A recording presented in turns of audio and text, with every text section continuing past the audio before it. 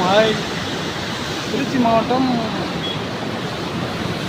மாவட்டத்தில் வந்து கரிகால சோழன் கட்டின கல்லணையை பாருங்கள். ஓடுற தண்ணியை கட்டு கல்லணை கட்டிக்கிறாங்க. கல்லணை வரலாற்றில் சிறப்புமிக்க கல்லணை. தண்ணி எவ்வளோ ஆர்ப்பரிச்சு போகுது.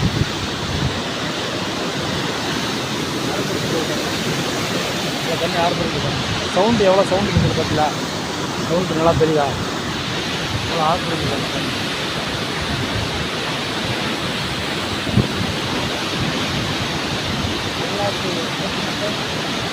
கல்லணை